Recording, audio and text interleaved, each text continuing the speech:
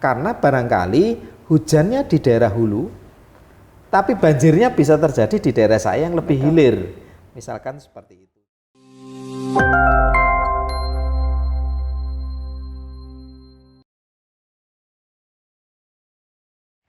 Cuaca ekstrim yang terjadi akhir-akhir ini hampir di seluruh wilayah Indonesia membuat kita untuk selalu waspada dan juga hati-hati. Tak juga untuk Sobat Mako yang ada di rumah juga ya. Ini cuacanya di sini juga mendung, jadi kalau keluar rumah pun juga harus siap sedia. Jadi ibarat kata, siapkan payung sebelum hujan. Hari ini Sobat Mako saya akan jalan-jalan ke BMKG Jawa Timur ya.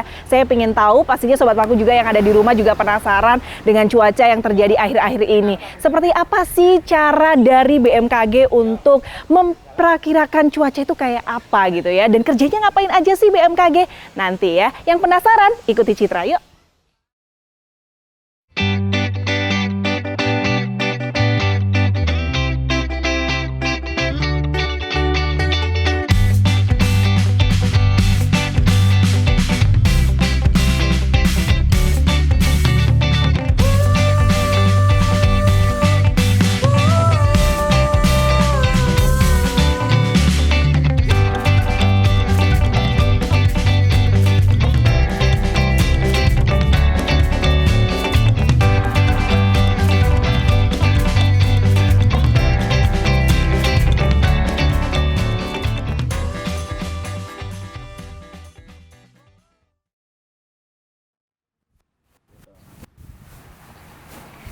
Selamat pagi Bapak Ibu. Pagi. Oh, ada Bu Firda sama satunya saya nggak kelihatan. Pak Maksum. Ini dari tadi dari kejauhan saya lihat. Ini sedang ngapain sih Bu? Ini sedang ngecek, ini namanya panci penguapan. Panci penguapan. Iya. Oke. Iya, ini alat untuk mengukur penguapan. Iya, kami sedang mengukur berapa tinggi permukaan air. Jadi dari situ nanti kita bisa mengukur penguapan air dalam satu hari. Oke, Iya. kenapa harus ada pengukuran untuk penguapan air, Bu Firda? Iya, karena penguapan air ini kan salah satu proses yang penting dalam terjadinya cuaca, Bu ya. Jadi karena pembentukan hujan juga memerlukan penguapan dari air di permukaan. Jadi laju penguapan juga perlu kita ukur. Oh, jadi adanya alat pengukur penguapan air ini adalah salah satunya yang bisa mempengaruhi cuaca. Misalnya terjadinya hujan seperti itu ya. Ini kan dari jauh, ini kan tempatnya lumayan luas ya Bu Firda kalau saya lihat dari sana itu. Ada tempat penguapan. Kalau ini untuk apa Bu Firda? Itu namanya cup anemometer. Itu untuk mengetahui kecepatan angin. Iya. Oh, kalau ini agak-agak lambat atau cepat menurut Bu Firda biasanya? Ini standar sedang-sedang ya, standar ya. Standar. Jadi alatnya tuh seperti ini nih Sobat Mako untuk tergantung bisa kecepatan angin saat itu. Iya. Oke. Bu Firda sebenarnya ini tempat apa sih kalau Sobat Mako pengen tahu juga yang ada di rumah ya, ada alat untuk pengukuran penguapan air. Kemudian oh iya bener loh, kalau anginnya kenceng tuh dia muternya lebih cepat gitu ya, seperti itu. Sebenarnya ini tempat apa Bu Firda? Banyak sekali saya lihat dan terpisah-pisah gitu loh jaraknya. Iya, kita menyebut ini sebagai taman alat. Jadi disinilah kita menempatkan alat-alat untuk pengamatan unsur cuaca dan iklim di sini. Jadi ada beberapa unsur yang kita amati di sini. Ada beberapa unsur cuaca seperti temperatur, kemudian curah hujan, kemudian kelembapan udara juga. Dan selain itu kita juga punya beberapa alat untuk mengukur kualitas udara. Kualitas udara. Kenapa harus kualitas udara diukur? Iya, karena kualitas udara itu adalah salah satu masalah yang penting di bidang lingkungan saat ini, Bu, karena memang di seluruh dunia dalam satu tahunnya ada sekitar 7 juta orang meninggal per tahun karena kondisi kualitas udara yang kurang bagus atau yang buruk. Jadi memang kualitas udara ini salah satu masalah yang perlu kita perhatikan, dan oleh sebab itu kita di BMKG juga melakukan pengukuran kualitas udara. Mana alat untuk mengukur kualitas udara? Kita punya beberapa alat, salah satunya ada itu untuk PM mengukur partikulat meter 2,5. Nah, kemudian satu lagi untuk mengukur SPM atau suspended particulate matter. Boleh kita ke sana Bu Boleh, Firda? mungkin kita Monggo, menuju ya, kita ke kesana ya, Pak PM25 dulu. Oh iya, yang mana dulu berarti kita? Yang sana. Oke. Oke Mbak Citra, jadi ini alat untuk mengukur konsentrasi polutan partikulat meter 2,5 atau PM25. Oke, nah ini adalah shelter peralatan kualitas udara PM25 ya. Kita masuk dulu ya. Oke, permisi. Mbak. Oh, jadi ini alatnya Iya, ya, jadi Bu ini Firda alatnya, ya. namanya BAM 1020 dan ini display dari alatnya. Nah, di sini kita bisa melihat konsentrasinya yang terukur mulai dari tadi pagi. Ya, Iya. ini ada angka 20 ya. Iya, itu konsentrasinya PM 2,5 saat ini. Iya, iya, iya, iya. Sebenarnya untuk standar tadi kan ini adalah kualitas udara ya. Iya, iya. Sebenarnya ini kan kalau kita ngomongin angka, Iya. berarti ada angka standarnya tuh harus berapa sih Bu Firda? Jadi untuk PM 2,5 ini tidak boleh melebihi ambang batas. Ambang batas. Batasnya itu ada 65 mikrogram per meter kubik. Iya, kalau kita selama ini sih alhamdulillah masih di bawah ambang batas, Mbak. Jadi masih mungkin masuk dalam kategori masih baik lah. Masih bagus Iya, ya. masih bagus Jadinya selama ini. kualitas udara di Malang ya, wilayah Malang ini berarti masih aman gitu ya, masih bagus. Karena masih sejuk juga ya Bu Firda ya. Tapi ini ruangannya dingin ya, memang harus Iya. dingin. Memang harus seperti ini karena untuk mengkondisikan alatnya yang selalu beroperasi selama 24 jam. Memang ada syarat tertentu, jadi supaya hasilnya baik, performa alatnya tetap bagus, jadi harus berada pada suhu seperti ini, Mbak. Jadi kalau yang di sini itu memang yang diukur konsentrasi udaranya masih bagus atau ada lagi apa lagi yang diukur Bu Kalau Firda? di sini khusus untuk kan kalau polutan udara bermacam-macam, Mbak ya. Kalau ini memang khusus untuk polutan PM 2,5, yaitu artinya partikel yang ukurannya lebih kecil dari 2,5 mikrometer. Iya, jadi bisa terdeteksi ya Iya. di bawah 2,5 itu Iya. tadi. Nah, justru karena ukurannya kecil itu partikel ini sangat berbahaya, Mbak, karena bisa masuk ke saluran pernafasan, kemudian bisa mengganggu sistem pernafasan kita. Oh, saya baru tahu nih ya ternyata ya Sobat Maku, makanya kenapa ada yang kena batuk. Itu kan yang partikel yang masuk yang karena sangat kecil Iya, itu tadi berarti. betul, Mbak. Dan seperti yang Bu Firda bilang, ini sangat berbahaya seperti itu. Mungkin Bu Firda saya pengen nanya nih, kalau kita ngomongin masalah kualitas udara gitu ya. Berarti syarat udara yang bagus gitu ya, atau standarnya itu yang harus bagaimana sih Bu Firda? Oke, jadi untuk kualitas udara yang bagus, sebenarnya ada beberapa polutan yang bisa yang kita bisa jadikan patokan untuk mengetahui kondisi suatu kualitas udara. Nah, PM 2,5 ini adalah salah satunya. Untuk parameter yang lain, sayangnya kita tidak punya pengukuran di sini. Itu ada ozon permukaan, kemudian karbon monoksida, kemudian juga ada nitrogen dioksida, nah seperti itu. Namun untuk PM 2,5 sendiri, yaitu tadi jadi selama kondisinya tidak melebihi ambang batas, yaitu kurang dari 65 mikrogram per meter kubik, maka itu bisa disebut masuk dalam kategori baik. Tapi perlu juga memperhatikan kualitas udara yang lainnya. Yang lainnya Iya. juga. Oke deh kalau gitu ya. Bu Firda terima kasih banyak. Iya, sama-sama. Ini saya sudah paham betul ya mengenai kualitas udara. Ternyata kalau selama ini kita remehkan, udara itu juga ada standarisasinya juga nih Sobat Maku. Kali ini saya penasaran juga Bu Firda. Udara sudah, saya pengen ke cuaca. Saya pengen tahu perakiraan cuaca ya. Ini kayak gimana sih kalau dilihat sekarang ini kan kayaknya cuacanya berubah-ubah mudah banget ya. Saya pengen tahu berarti saya harus ke mana nih Bu Firda nih? Bisa mungkin bersama ke bagian analisa, Mbak. Analisa cuaca ya. Di sana itu teman-teman membuat analisa dan perakiraan tentang kondisi iklim ke depan. Oh, Iya. itu tuh menarik ya. Jadi saya ke sana saja. Terima kasih baik. banyak ya Bu Firda. Sama-sama. Saya tinggal ke sana. Bu Melani. Ya, Bu Citra. Saya tadi dari Bu Frida, kemudian diarahkan untuk ketemu sama Bu Melani. Katanya kalau pengen tahu tentang cuaca-cuaca, yang ngurusin cuaca itu katanya Oke. Bu Melani, begitu. Saya jawab sebisa mungkin ya. boleh. BMKG, Stasiun Klimatologi Jawa Timur ya. Kalau Ya. sekarang berarti namanya Jawa Timur ya? Oke, jadi kita kan Badan Meteorologi, Klimatologi, dan Geofisika. Meteorologi itu adalah informasi untuk kita pengen tahu nih bagaimana kondisi cuaca. Kemudian kalau klimatologi itu informasi iklim. Nah, Bu Citra ini datang ke sini ada namanya Stasiun Klimatologi yang tugasnya memberikan informasi iklim. Bedanya apa nih cuaca dengan iklim? Kalau cuaca tuh lebih sederhananya gini. Bagaimana kondisi cuaca untuk esok hari. Jadi dia tuh jangka waktunya lebih singkat, sedangkan kalau iklim tuh jangka waktunya lebih panjang. Kalau cuaca, bagaimana kondisi cuaca esok hari atau hari ini, apakah cerah, berawan, kemudian suhu udaranya berapa.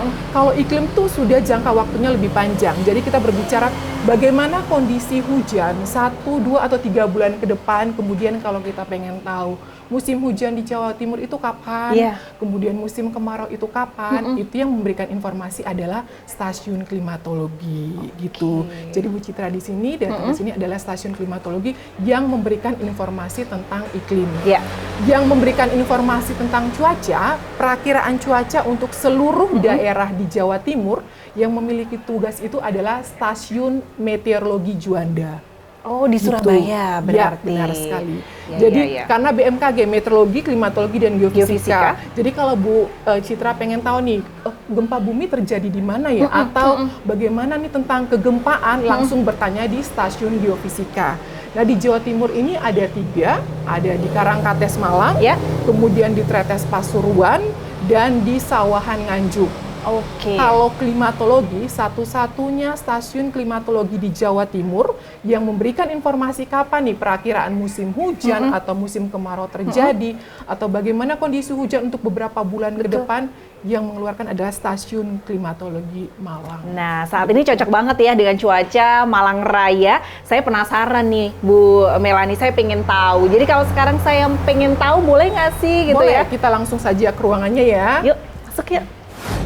Nah Bu Citra, sekarang kita berada di ruangan analisa, ruangan di mana para forecaster atau perakirawan yang akan menghasilkan informasi-informasi dari stasiun klimatologi Jawa Timur. Yang seperti saya bilang, informasi apa saja nih yang dikeluarkan oleh stasiun klimatologi Jawa Timur? Yang pertama adalah informasi perakiraan musim. Karena kita di Indonesia ada musim kemarau dan musim hujan. Kalau informasi perakiraan musim hujan, kami rilisnya pada bulan September, setiap bulan September. Kemudian untuk perakiraan musim kemarau, kami rilisnya bulan Maret. Dan karena atmosfer begitu dinamis, jadi kami selalu menghimbau kepada masyarakat tuh jangan berhenti sampai di perakiraan musim aja.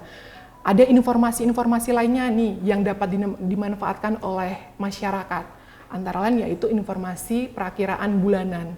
Jadi setiap bulannya stasiun klimatologi Jawa Timur ini akan membuat buletin bulanan di mana di situ terdapat perakiraan 3 bulan ke depan. Misalnya sekarang bulan November, kita bisa tahu nih bagaimana kondisi hujan 3 bulan ke depan untuk Desember hingga Februari 2023. Bagaimana kondisi hujan yang diperkirakan, kemudian kita juga bisa tahu nih bagaimana kondisi 1 bulan ke belakang. Misalnya sekarang bulan November, kita bisa tahu kondisi hujan pada saat bulan Oktober seperti apa. Selain perakiraan bulanan, ada juga informasi dasarian. Dasarian itu per 10 hari. Misalnya 1 bulan itu kan 3 dasarian. Dasarian pertama dari tanggal 1 sampai tanggal 10, kemudian dasarian kedua itu dari tanggal 11 sampai tanggal 20, dasarian ketiga itu dari tanggal 21 hingga akhir bulan. Setiap dasarian juga kami mengeluarkan informasi dasarian. Di situ ada namanya hari tanpa hujan berturut-turut, itu lebih ke informasi kekeringan. Jadi kita bisa tahu nih, di Jawa Timur, di daerah mana saja nih yang sudah terjadi kekeringan ekstrim kah, atau sudah beberapa hari tidak mengalami hujan. Kemudian kita bisa tahu bagaimana kondisi hujan 1 dasarian terakhir atau 10 hari terakhir. Bisa tahu dari situ, dan perakiraan 4 dasarian ke depan. Nah, itu produk-produk dari Stasiun Klimatologi Jawa Timur. Kemudian jangan berhenti di situ saja. Kita juga harus selalu mengupdate informasi, yaitu informasi harian atau informasi cuaca. Seperti yang tadi saya bilang, kalau informasi cuaca itu di Jawa Timur yang memiliki tugas untuk mengeluarkan perakiraan cuaca untuk seluruh daerah di Jawa Timur adalah Stasiun Meteorologi Juanda. Gitu. Bagaimana cara mengaksesnya? Kita bisa lihat langsung. Oke, boleh. Jadi kan otomatis kalau Citra boleh tanya nih ya Bu Melanie ya, kan 3 bulan ke depan itu sudah bisa diperkirakan dari sekarang gitu ya. Terus bagaimana caranya kita bisa tahu gitu? Padahal kan ini belum terjadi begitu kan, ya bisa dibilang seperti itu. Jadi yang pertama, akses dulu. Ini bagaimana cara mengaksesnya ya. Bentar, nanti saya akan jelasin seperti itu. Lebih gampangnya itu kita buka Google, ketik BMKG Malang, kemudian kita langsung ke ini, situs webnya. Ini juga bisa ini ya dipraktekkan Sobat Mako yang ada di rumah gitu Bisa ya. juga. Kalau pengen tahu perakiraan cuaca, langsung aja buka situs BMKG begitu ya, Iya. Bu Melani ya. Kalau perakiraan cuaca nanti kita mengaksesnya dari webnya Juanda. Kalau untuk pengen tahu nih bagaimana kondisi hujan untuk 3 bulan ke depan Betul. atau 1 bulan ke depan, kita bukanya di situs web BMKG Jawa Timur. Jawa Timur. Kalau nggak harus ada komputer, kita bisa buka juga di sini. Ya, di karena komputer. sekarang kan kalau akses Iya, handphone kan lebih mudah gampang kan? gitu ya. Jadi Bener. ketik aja BMKG Malang, lebih gampang daripada menghafal linknya BMKG Malang, kemudian kita klik websitenya. Websitenya. Sorry, ada. Nih, di Oke. websitenya ini ada artikel utama seperti yang tadi saya bilang. Nih, ada perakiran musim hujan karena saat ini kan kita berada di periode musim hujan. Buletin di sini bisa diakses, kemudian ada buletin bulanan. Iya. Kalau buletin bulanan itu biasanya diupdate setiap tanggal 20-an ke atas. Jadi saat ini karena masih tanggal 15 jadi belum ya. diupdate, ini masih yang buletin bulan lalu. Tinggal diklik, misalnya tinggal diklik di sini, kita udah dapat PDF-nya. Iya. Nah, ini Jadi sambil- bisa langsung iya. tahu berarti ya. Nah, ini sambil loading ya, kita lihat dulu. Nah, Oke. ini buku perakiran musim. Kalau sudah di-download nih seperti apa? Munculnya gitu. Seperti apa? Tadi Mbak Citra bilang, bagaimana nih kita membuat perakiraan musim? Iya. Kita juga harus melihat nih, apa saja yang mempengaruhi iklim di suatu wilayah. Iklim di Indonesia ini berdiri apa? Boleh, silahkan. Apa Kalau nanti misalnya benar-benar mau berdiri, nah biar tahu juga Sobat Mako yang ada di rumah ya, seperti apa sih. Oh ini, baik Ya. di layar ya. Nah, buletin musim ini kami keluarkan juga, kami nggak langsung, oh ini nih musim hujan terjadi di mana, kita juga melihat analisis dinamika atmosfer namanya. Jadi iklim di Indonesia itu dipengaruhi oleh beberapa hal, Iya. karena kita di Indonesia ini diapit oleh 2 benua dan 2 samudra, dari keempat faktor ini juga mempengaruhi. Apa aja sih, Bu gini Melani, faktornya? Karena kalau yang sebelah kiri itu kita diapit oleh Samudra Pasifik. Samudra Pasifik ada namanya fenomena El Nino La Nina. Mungkin kalau Bu Citra pernah dengar nih fenomena El Nino atau La Nina. La Nino. Kalau El Nino itu akan berpengaruh atau berdampak pada berkurangnya curah hujan di wilayah Indonesia. El Nino. Kemudian kalau La Nina kebalikannya akan bertambah curah Curah hujan. hujan di wilayah Indonesia. Itu faktor dari Samudra Pasifik. Kalau Samudra Hindia, karena kita juga diapit oleh Samudra Hindia, ada namanya fenomena dipole mode. Kalau nilainya itu negatif, itu akan mempengaruhi, kita bisa lihat nih, bagaimana nih kondisinya dilihat dari nilai indeksnya. Kalau indeksnya bernilai negatif, maka akan berpengaruh bertambahnya curah hujan di wilayah Indonesia, kemudian kalau positif, berkurangnya curah hujan di wilayah Indonesia. Selain pengaruh dari itu, ada juga pengaruh dari benua. Kalau benua Asia tuh biasanya dengan monsun Asia. Kalau kita musim hujan tuh biasanya identik dengan angin monsun yang bertiup dari Asia. Kenapa bisa monsun Asia itu menyebabkan musim hujan? Karena dia membawa massa uap air yang banyak, gitu. Dan ada lagi pengaruh dari benua Australia, itu namanya monsun Australia, dengan identik dengan terjadinya musim kemarau di Indonesia. Selain keempat faktor itu, salah satu faktor yang penting juga adalah kondisi suhu muka laut di perairan sekitar Indonesia juga. Kalau suhunya panas, penguapannya besar, otomatis bahan untuk membuat awan pembentuk hujan itu juga besar. Ini apa ya, Bu Melani? Saya dari jauh tuh tadi, kalau ini mungkin tadi masalah iklim gitu ya. Kalau Iya. ini juga apakah sama dengan berbeda warnanya seperti itu? Oke, tadi kalau benar, kalau perakiran musim nggak usah dijelasin yang petanya dulu. Jadi ini salah satu peta yang dikeluarkan saat mengeluarkan buletin perakiran musim apa saja. Jadi kami bisa mengetahui nih, masyarakat bisa mengetahui nih kapan, misalnya Mbak Citra daerah mana? Oh, saya di daerah Malang. Iya, betul. Daerahnya misalnya ini warna hijau. Iya. Kita lihat legendanya. Di daerah saya, menurut BMKG perakiraannya awal musim kapan ya? Oh, September Dasarian 3. Warnanya berbeda. Arti Berbeda. dari warnanya? Jadi ini nih dikelompokkan tiap-tiap zona musim. Satu daerah administrasi ini memiliki beberapa zona musim. Nah, zona musim itu dikelompokkan misalnya sederhananya kayak gini. Oh, dikelompokkan kalau wanita sama wanita, pria Yeah. sama pria. Ini gitu.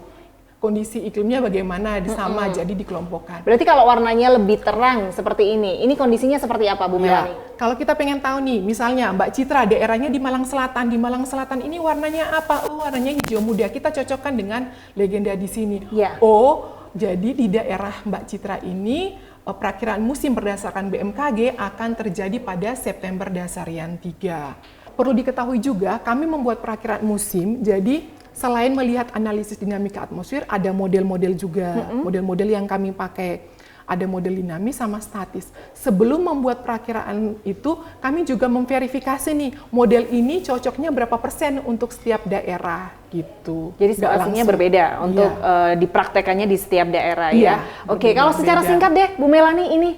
Kalau ini satelit cuaca, jadi kita bisa tahu nih kalau misalnya ini satelit cuaca karena dia untuk menunjukkan ini awan apa, awan cumulus. Jadi awan yang paling berbahaya itu namanya awan cumulonimbus.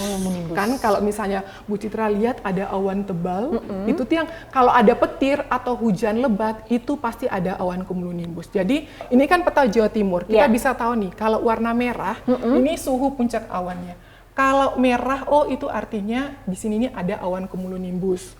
Ini satelit cuaca, ada lagi Bu Citra bisa ini ketik aja radar Juanda. Ini boleh diakses siapapun ya kalau seperti ini.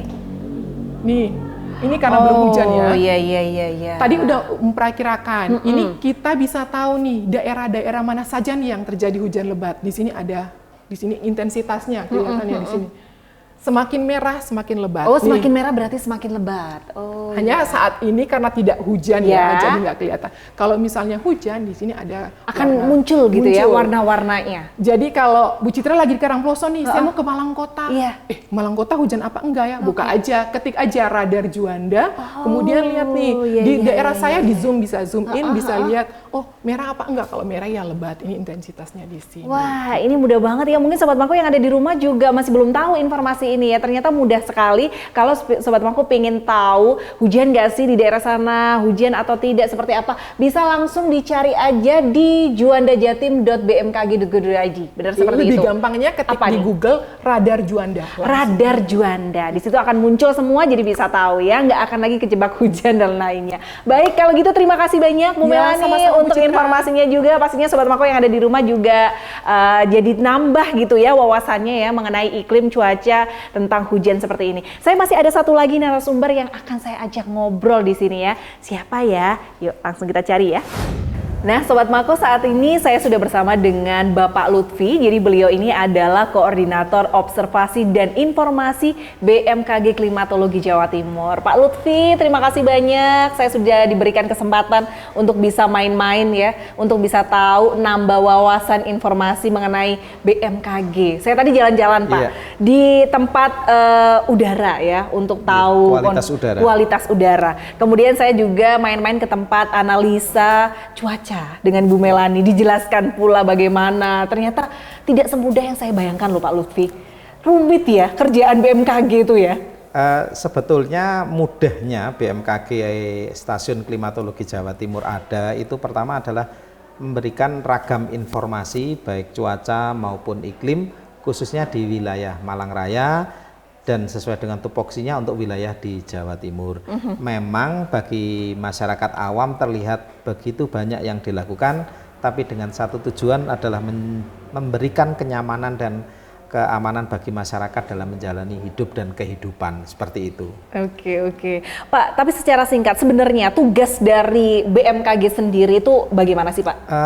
Kalau tugasnya banyak seperti yang tertuang dalam undang-undang tentang MKG itu banyak. Salah satu pertama yang seperti disampaikan tadi adalah mengamati parameter-parameter cuaca.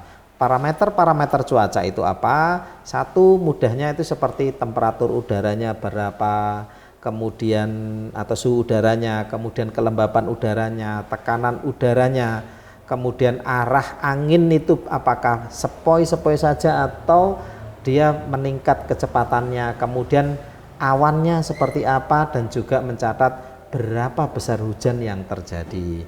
Kemudian yang kedua juga terkait perubahan iklim bahwa BMKG khususnya Stasiun Klimatologi Jawa Timur berperan aktif dalam pemantauan parameter-parameter terkait perubahan iklim. Satu tadi terkait kualitas air hujannya, kemudian kualitas udaranya, bahkan juga terkait kondisi suhu udara, apakah ada pola-pola tertentu yang menunjukkan seperti itu. Dan yang terakhir, bagaimana BMKG ini menyampaikan informasi terkait cuaca, terkait iklim secara cepat, tepat, akurat, luas, dan mudah dipahami. Baik, Pak. Kalau BMKG Jawa Timur ya, khususnya kalau di sini kan klimatologi ya, jadi memang berdasarkan cuaca. Sedangkan bisa dibilang nggak sih Pak, kalau dulu zaman Citra sekolah itu ingat banget, yang berakhiran jadi September, Oktober, November itu adalah musim hujan, seperti itu. Tapi kalau sekarang itu kan kadang itu cuaca tidak bisa diprediksi begitu loh Pak. Januari masih hujan, Maret juga masih hujan gitu. Hal-hal seperti itu apa sih sebenarnya penyebabnya Pak? Sebetulnya memang kalau berdasarkan dari pola rata-ratanya, dari pola rata-rata curah hujan yang kita kenal dengan istilah normal, itu pola hujan yang tinggi itu akan terlihat di awal tahun dan akhir tahun. Itu pola umumnya seperti itu. Akan tetapi tidak setiap tahun polanya seperti pola umumnya atau pola normalnya. Jadi kadangkala di bulan-bulan yang seharusnya hujannya sudah rendah tapi masih terus terjadi hujan seperti fenomena yang terjadi 3 tahun belakangan ini, bahwa di saat Juli, Agustus, dan September yang seharusnya hujannya rendah atau bahkan tidak ada hujan, itu masih ada hujan yang kita kenal dengan istilah kemarau basah. Tapi bisa jadi kondisi yang Oktober itu hujannya, taruhlah misalkan kita menggunakan ukuran itu sekitar normalnya, sekitar rata-ratanya, akan tapi di tahun ini jauh melonjak lebih tinggi dibanding kondisi biasanya. Nah, oleh karena itu BMKG selalu menyampaikan ke masyarakat bahwa hujan yang turun itu tidak serta-merta sama, misalkan di bulan Oktober tahun ini itu sama dengan tahun kemarin ataukah sama dengan tahun 2020. Berdasarkan data statistik itu tidak menunjukkan kondisi yang sama antara tahun satu dan tahun yang lain. Tapi pola secara umumnya itu seperti huruf V. Jadi puncak hujan yang lebih tinggi itu terjadinya di awal tahun, kemudian dia akan meluruh di pertengahan tahun, dan kemudian akan meningkat di 3 bulan terakhir. Itu di Jawa Timur khususnya seperti itu. Apakah di daerah lain juga akan berbeda polanya? Beda, bahwa tipe hujan di Indonesia itu akan sangat berbeda. Salah satu contoh misalkan di daerah Maluku atau di daerah yang di utara ekuator, itu bisa kondisinya berkebalikan dengan kita. Jadi musim hujan di Jawa Timur itu di daerah yang lain itu bisa juga diartikan sebagai musim kemarau di sana. Iya, kebalikannya. Tapi bisa saja di suatu daerah itu sepanjang tahun hujan terus-menerus, atau sepanjang tahun di salah satu daerah di Indonesia itu hujannya kurang memenuhi kriteria yang disebut dengan awal musim hujan. Jadi sepanjang tahun kategorinya musim kemarau.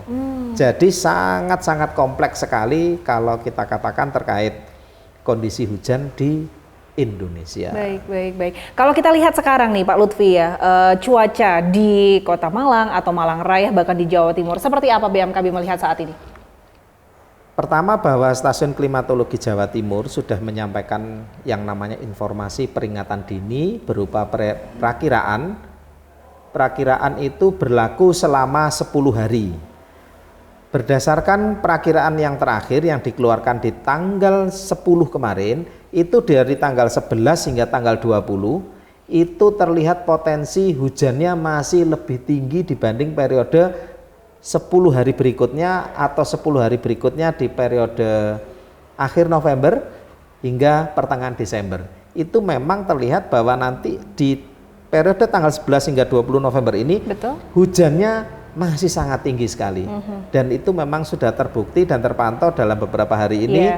Hujannya terus-menerus dan sebagainya, juga intensitasnya juga sangat tinggi. Disertai angin juga bahkan ya Pak ya? Bahkan juga disertai angin, seperti kita ketahui di Malang di hari Sabtu kalau tidak salah, itu juga pohon tumbang di daerah Maijon Sungkono yang hari Jumat ya, hari Jumat yang menimbulkan korban jiwa juga, bahkan kami ikut prihatin Ya, betul. Pak, lantas BMKG sendiri, kewaspadaan apa sih yang harus kita terapkan gitu ya untuk bisa tentang cuaca ini kan perakiraannya sudah jelas seperti itu ya. Meskipun juga kadang bisa berubah ya Pak ya. Ya. Lantas kewaspadaan apa yang harus kita lakukan nih Pak? Pertama bahwa semua ragam informasi cuaca maupun iklim itu bisa diakses melalui gawai atau handphone Bapak Ibu yang semua ada di rumah, khususnya warga-warga Malang Raya, semua itu bisa dilakukan dan diupdate setiap pagi. Jadi caranya sebelum memulai aktivitas, update, perbarui selalu informasi dari BMKG, baik melalui website ataupun melalui aplikasi info BMKG atau melalui kanal-kanal sosial media kami yang terpercaya. Itu akan kami selalu perbarui di pagi hari. Misalkan informasi cuaca, nanti misalkan jika terjadi perubahan yang cukup intens dalam artian misalkan ini kelihatan hujannya cuma rintik-rintik aja, tapi ternyata nanti kami lihat ini hujannya jauh lebih lebat, itu juga langsung kami berikan bentuk peringatan dini, potensinya itu akan terjadi di wilayah kecamatan mana saja di Malang, dan nanti bisa meluas ke kecamatan mana saja, ataukah nanti di dalamnya itu juga akan ditampilkan kewaspadaannya ini hujannya ini dari jam berapa sampai jam berapa. Itu bisa, semua ditampilkan. Bisa ini ya, bisa terdeteksi gitu ya Pak, Iya, untuk jam berapa sampai jam berapa, daerah mana gitu. Iya, seperti itu. Oke. Jadi bentuk layanan kami dalam memberikan pencerahan ke masyarakat itu kami selalu memperbarui, bukan pelin-pelan, tapi kami perbarui informasi itu jika terdapat tanda-tanda perubahan yang bisa berdampak merugikan ke masyarakat. Betul. Ini bukan pelin-pelan karena kalau kita alam tidak bisa mendeteksi ya Pak ya. Kalau alam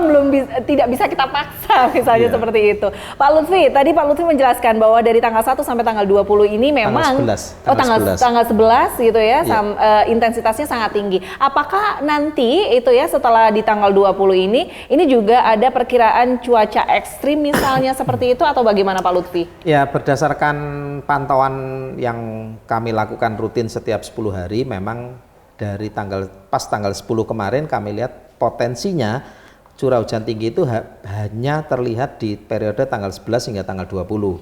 Sedangkan periode tanggal 21 hingga tanggal 30 November itu potensinya tidak setinggi yang di pertengahan November ini. Artinya dari kondisi sekarang itu memang tidak menunjukkan adanya potensi hujan lebat, akan tetapi di saat terakhir nanti, di saat tanggal 20, kebetulan hari Minggu, itu kami tetap harus menyampaikan terkait informasi perakhiran cuaca maupun iklimnya nanti seperti apa untuk tiap 10 hariannya. Jadi nanti masyarakat tidak perlu khawatir, kami selalu memperbarui, kami selalu bekerja walaupun itu tanggal merah. Berarti Pak Lutfi harus tetap masuk ya untuk ngecekin gitu ya Pak ya. Kan pembagian melalui shift gitu, jadi nanti bisa terpantau bagaimana perkembangannya, jam maksimal jam 2 siang sudah harus terupload. Gitu. Baik. Pak Lutfi, kalau melihat ini kan naungannya Jawa Timur ya. Di daerah Jawa Timur, daerah manakah yang cuacanya bisa dibilang ini kategorinya harus berhati-hati nih karena di sini curah hujannya lebih tinggi, ekstrim atau dan lain sebagainya. Kalau kita ngomongin topografi ini kan otomatis selalu berpengaruh seperti itu. Kebetulan memang berdasarkan dari perakiraan yang 10 harian tadi, itu terlihat pola-pola curah hujan tingginya itu adalah di daerah Pacitan bagian selatan, kemudian Trenggalek bagian selatan, kemudian Blitar bagian timur laut yang berbatasan dengan Kabupaten Malang di sisi utaranya, itu memanjang ke timur hingga Jember, Lumajang dan Banyuwangi. Dan juga sisi selatan dari Bondowoso dan Probolinggo yang notabene daerah-daerah tersebut adalah daerah-daerah dengan mempunyai elevasi tinggi atau alias daerah-daerah pegunungan maupun perbukitan. Artinya bahwa hujan sudah berlangsung jika terus menerus itu juga akan berdampak, misalkan ada tanah longsor dan lain sebagainya.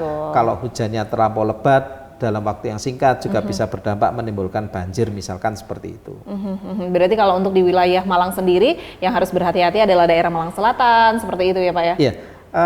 Malang ini sangat kompleks, jadi dari topografinya, dari sisi utaranya yang terutama dari Kecamatan Karangploso, Singosari, Lawang, kemudian di Kasembon, Pujon, Ngantang itu memang daerah yang secara umumnya itu lebih banyak mendapatkan curah hujan kalau dihitung dalam periode setahun. Itu lebih tinggi dibanding di daerah selatan. Akan tetapi yang terjadi di bulan Oktober kemarin itu berdasarkan pantauan data curah hujan yang masuk ke kami, itu Donomulyo dan Sitiarjo itu mencatat curah hujan lebih dari 1000 mm dalam sebulan.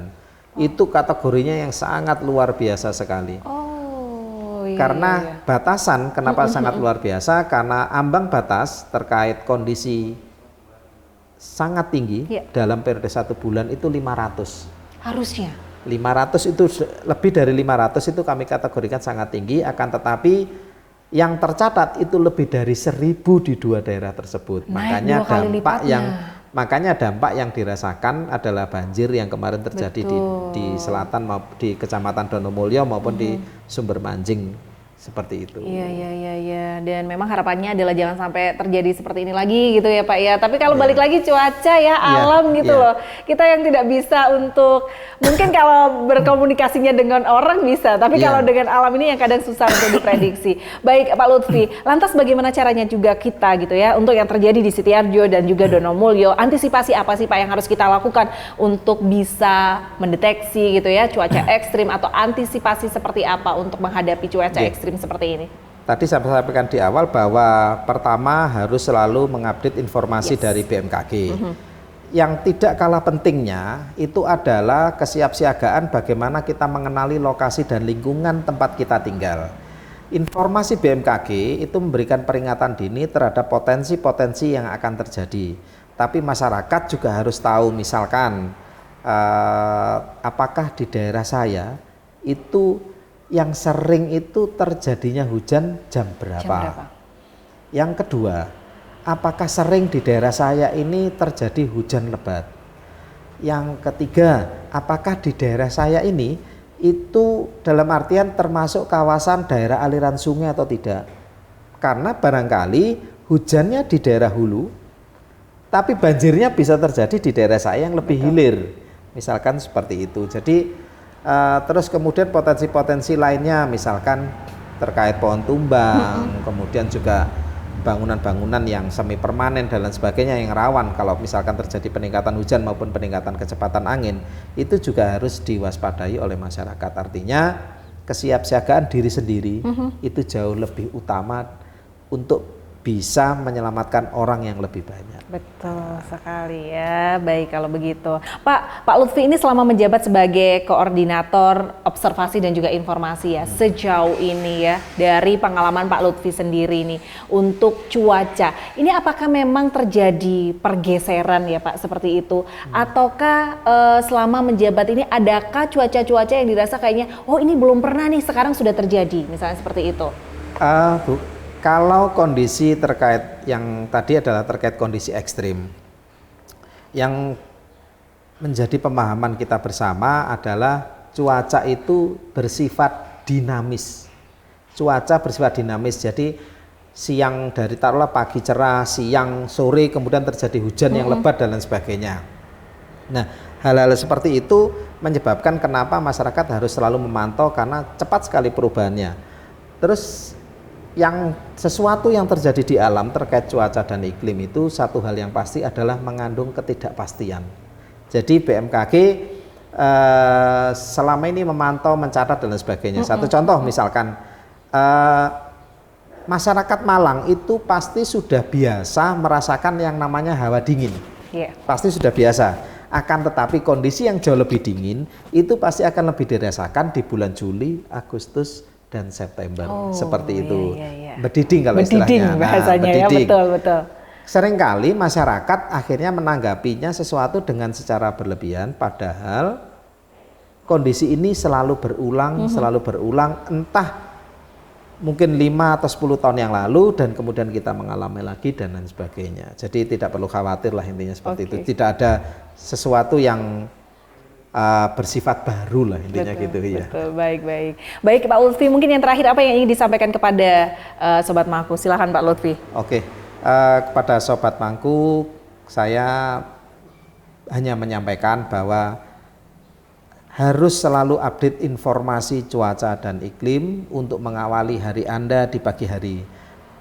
Informasi tersebut bisa didapat melalui aplikasi Info BMKG yang bisa didapat di Play Store maupun App Store, atau dapat mengakses melalui kanal-kanal sosial media yang terpercaya.